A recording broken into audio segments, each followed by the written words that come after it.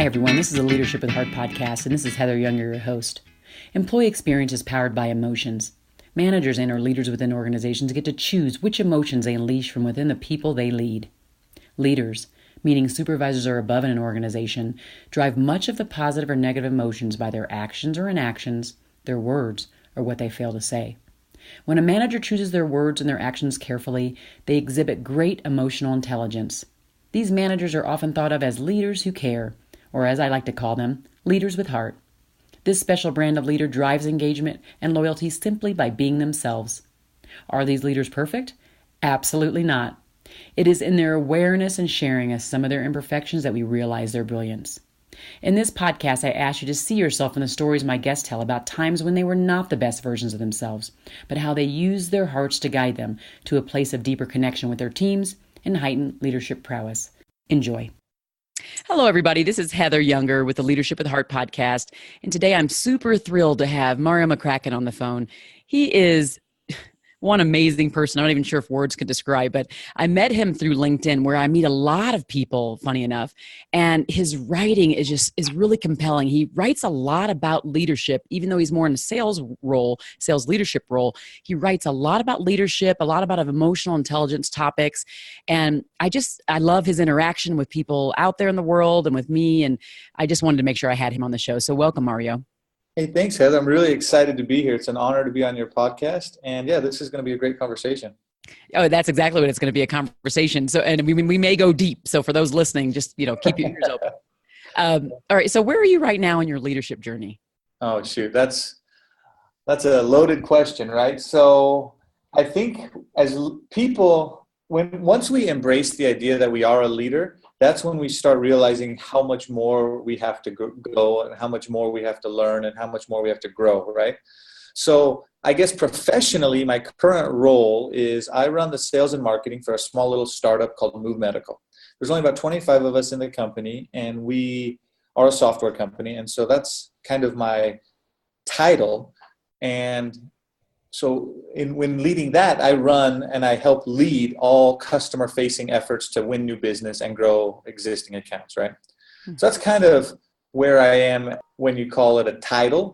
But when it comes to who I am as a leader, it's always evolving. It's always changing, because some days I might be working one-on-one with someone. Some days I might be leading a team. But as a leader, I'm trying to become better, and that's often hard. Isn't that right? Oh gosh. I always tell people it's a journey. Even on this show, we talk so much about, there's difficulties surrounding it, but just the complexities and the fact that there's gradations of the growth that happen. It's like one thing I pride myself on is being able to see just the tiniest of changes inside of people, organizations. And I just really pay attention super closely to that. And I think it's important because that's where change happens. It happens in the little tiny steps, right? Just the little things. Exactly. Yeah. It's every day we look at something we did and like, wow, I wish I would have done that better. And then as long as you recognize that, you can maybe make that improvement the next day. And every day just getting 1% better helps you over time, that those little micro improvements create massive results. That's a very good point. Micro improvements. I love that. I like the way you said that. Okay, so what would you when you think about leading, because I know that you've led in different roles before too, often people are driven to lead just from something that maybe happened in their past. Maybe it's a parent. Who knows? There's just some event maybe. I'd love to know what it is that drives you to lead others. Yeah, that's a great question. And for a long time, I thought leading meant being in charge, right? And I think lots of new leaders or people who strive to get into a leadership role, especially at least professionally, it's because you think then you have more control and more power. Because often when you're not in a leadership titled position, you feel like you don't have control over the things you want to do. And so you think you'll get more control by being a leader. But what I've learned is that leaders often have less actual control because you have to rely so much on the people you lead that there's even less that you have the ability to actually do yourself. And if you can't learn to delegate and empower, you can't really be a leader. So I guess what drives a person to lead initially might not be the same reason that people start leading eventually, or what gets them there too. Some people, of course, are born natural leaders and they just want to inspire and they want to share a vision and they want to take people to where they need to go. And that's great. But there's lots of other people who have to learn how to become a leader and have to learn to get the right mindset, because in order to do this the right way, I have to lead others from a different perspective, a different place in my heart and mind. Which one of those are you? Do you feel like you're one that had to learn it over time, or a combination of that and some born as well? I think it was a combination for sure. If it's something I'm really passionate about or something I really cared about, I could naturally help people see that vision, right? But when it was something where it was an assigned responsibility or it wasn't necessarily aligned with one of my main objectives or core competencies, I took it the wrong way often. And I would try to lead from the idea that, okay, this is how we're going to do it and this is what's going to happen and we're going to get this done, rather than, okay, how can I help this person live to their best ability? And in the meantime, by doing that, they also help the whole team accomplish their vision. And so it's definitely been a transformation along the way, I think. It's interesting because when you talk about that, well, it makes me think of the maturity of a leader, the way you just talked about, those who are just getting into it, and this concept that they have, and what they're thinking of as being a manager, and they're not realizing that, what you said before, is the leading part is making it so that almost succession planning, when you leave, those people are able to do their job and they feel confident enough. You've given them the confidence, you've allowed them, you've empowered them, that they're able to do that. And not all people, most people probably don't start at the point where they're doing all the empowerment. They are probably looking at, how can I control this? And this is my ship, and how am I going to navigate this? So, it's kind of an interesting concept. It makes me think of John Maxwell and all of the books that he's written, right, about that different levels of leadership and the maturity that happens along the way. And I know you read a ton of books, so. Yeah, and I really like John Maxwell's work. It's very truthful in how it approaches the situation of leadership, and it's just, you can learn from reading his material for sure. What do you think? So now, having some years being a manager, then a leader, what do you think your leadership style is now? What would the people that look to you right now for guidance and for some that leadership, what do you think they would say about your style? I would, what I want them to say, different than what they would actually say, right? So, of course, my goal is to help people. But I don't really consider myself yet, I haven't arrived yet as like a servant leader, or what people dream of. They're a servant leader where everything is helpful and everything is for the benefit of the people they serve. But what I do believe is encouraging people and giving people courage, because courage is the ability to take action in the face of fear, grief, or pain.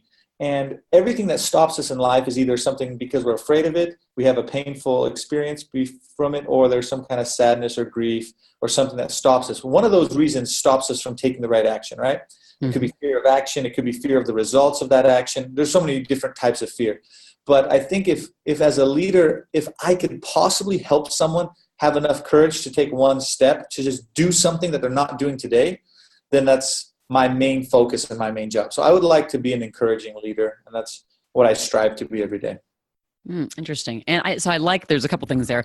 I like that idea of, what I'd like people to say about me and what they may say about me could be different. And that exists everywhere, right? It exists no matter how great we think we are, and even how great we are. Often our perception of ourselves sometimes depends on, sometimes the gap isn't as big, and sometimes there are some of us that are really emotionally aware of what that is, right? But oftentimes what we think of ourselves and how people may describe us may not always 100% align. And and as a leader, we just have to kind of continue to work on that gap that exists. And sometimes it's not always so visual. It's not like so obvious. And we have to dig deep. We have to dig deep, right? We have to go to the team. We have to uncover the gaps, and that can be painful. Yeah, super painful. Super painful, actually. I remember doing a 360 feedback, and it was my first one ever as part of a leadership team. And it probably took me 3 months to digest that without being kind of angry. And we all get it. It was like, I think my boss gave everybody like horrible marks. Mine was the best of all the horrible marks. It was all horrible, but mine was the best of the horrible. And you take it all in and you're just like, wow, what can I actually change in my leadership capabilities? What can I do to really ramp myself up and receiving that feedback? So it's interesting. And then I love the fact that you talk about, I love the simplicity of your being an encouraging leader. I mean, I think instead of saying like 25 different things on a list of things you could be, if you focused on being that type of leader, it just would, I think, would simplify things. And by doing that, you'd make your people feel important and cared for. Yeah. And that's ultimately the goal, right? People that feel important, they'll do anything for you. So that's so true. Yeah. So true. All right. So I think everybody who is either senior writing, just been out there with you in the universe knows how wonderful you are and just how big of a heart you have. But all of us are in this phase sometimes when we aren't the best version of ourselves. I'd love to hear a story, a very specific one if possible, when you were not the best version of yourself and what it is you did to just come out of that. Yes, and this is where leaders need to be led as well, right?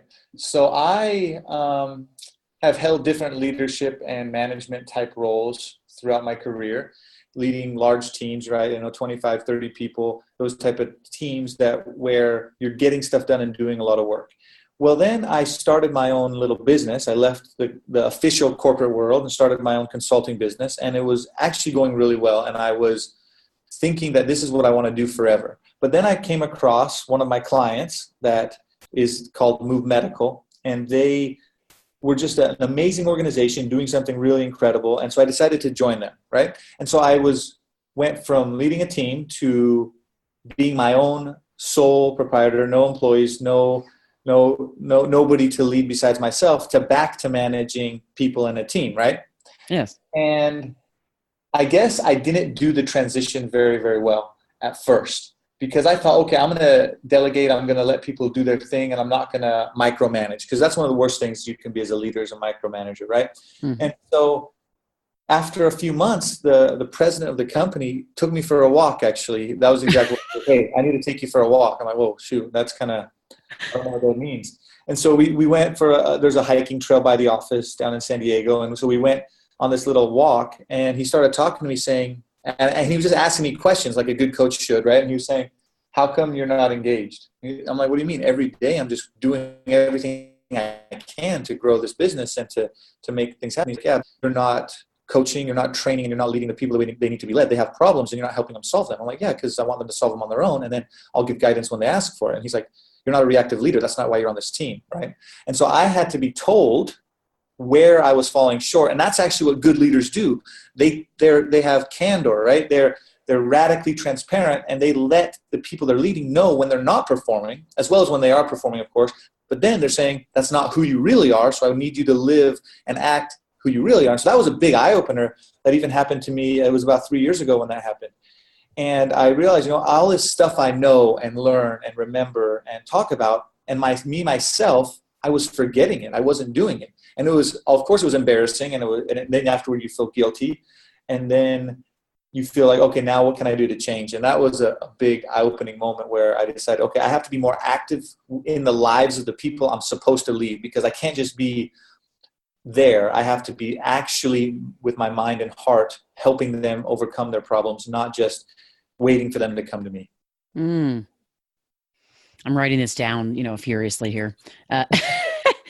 I love that. Number one, 3 years ago is not that long ago. And to see your growth, because I don't know back then, but I see where you are now.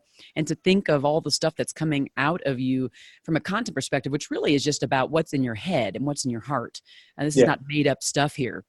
And so to see that evolution of where you are now and what you need to focus on. And I also see now why you are such a student of leadership. Like you just told me kind of that why for where you're at right now. You do so much digging in this space and reading and writing. And I think that's what it was, right? It sounds like there was an evolution, and then that was almost a catalyst for you to really become a student. Yeah, that was definitely a big catalyst for actually applying what I knew. So it wasn't that I always loved to read, and I always loved to learn, and I loved to share what I was learning.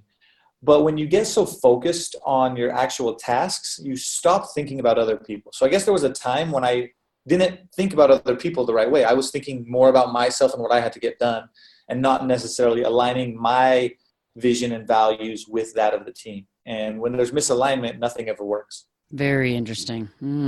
Misalignment. Okay. There's so much to ponder, and I could go just deeper and deeper. I try to keep the show shorter so that people can actually get through it all and listening to you and all of this wonderfulness here. Okay. So when you're thinking about team members, and sometimes we just say, like you're talking about with the task, we get so busy, so disconnected. What do you do now, knowing more, knowing what you know? What do you do to reconnect with your people in a deeper way when things get kind of crazy and hectic, and kind of bring things back to center? It's conversations, right? And that's all leadership really is. It's different types of conversations. And those conversations can come in a variety of forms. It can be email, it can be one-on-one, it can be one-to-many. And so there's lots of different ways, in person, on the phone, whatever you want to do. Leadership is conversations, and how well you lead is determined by how good those conversations are. And different people have different needs and different wants and different desires. And so you have to find a way to meet those needs and give them what they want and the type of conversations they need. Some people need to build a lot of rapport. You need to talk about the basketball games. You need to talk about where they went for vacation last summer, and you need to understand who their children are, and you need to get to know people better, and then you can just get down to business. Other people, they just want to get the work done because they're so focused, and if you spend time having the wrong type of conversations, they're going to shut off, right? And so it just takes time to get to know the people. And so really, if you take the time to get to know someone, you'll figure out how they need to be led. And as long as you can remember that, and that comes from not thinking about yourself, it comes from thinking about them, and you remember how they need to be led, you can change your behavior to match what they need. And then once you give them what they want, you can then help them become who they need to become.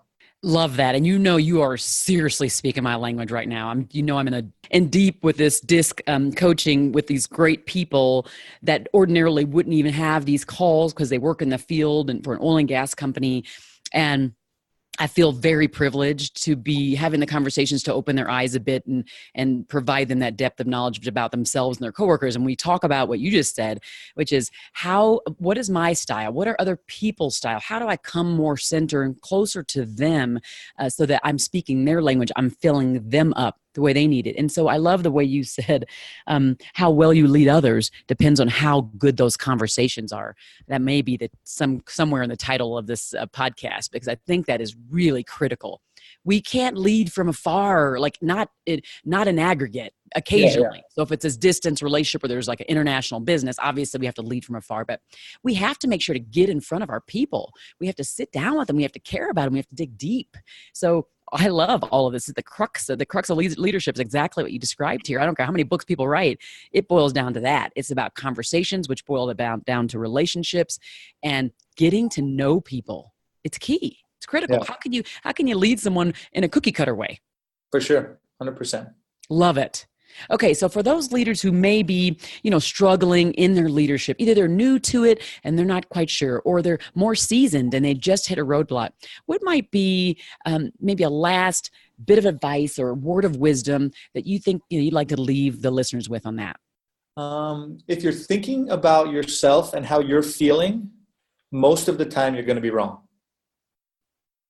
Because as a leader, it's not about you, right? There's a difference between leading yourself, which is very important, and leading others. And if your role is to lead others, if you're thinking about yourself, you're thinking wrong. And so in order to feel better and to change the way your actions, the way you perform and to change your actions, you just have to start thinking about other people and thinking about their wants and needs. And then things usually right the course after that. I think that really sums up that leadership with heart concept, is that it is others focused, and we are to put our hearts and souls by investing that time in conversation, one-on-one, and focusing on the person. And it is to a certain extent the good of the person, the good of the team. But doing that first before we expect any results. We can't expect loyalty. We can't expect engagement unless we do the hard work up front, what you've described here. So I really appreciate that.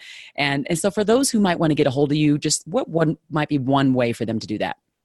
LinkedIn is probably the best way to get a hold of me. I'm the only Mareo McCracken on LinkedIn with an E, Mareo McCracken, McCracken. You can find me on LinkedIn.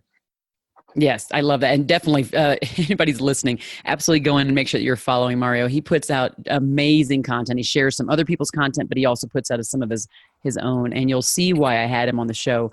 So make sure you take it in. And don't forget to look at the show notes after. There'll be more information there. And at the same time, if you enjoyed listening to this episode, please do like it on iTunes or rate it on iTunes and review that. Because the more you do that, it actually puts it higher up in the iTunes algorithm, and those who need to hear these types of messages will actually hear them. So thanks for listening. Hey, thank you, Heather. I really appreciate being on this call with you. And it was a great conversation, and I just really appreciate your time.